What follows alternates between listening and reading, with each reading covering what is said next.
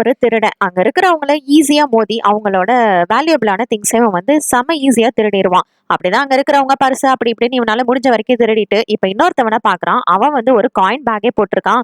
Wow செம, இதை எப்படியாவது எடுக்கணும் அப்படின்னு சொல்லிட்டு அதை எடுக்க ட்ரை பண்ணும்போது அவன் பாத்துறான். சோ கீழே வந்து உங்களோட கர்ச்சிஃப் விழுந்துருச்சு அப்படின்னு எடுத்து கொடுக்குறான்.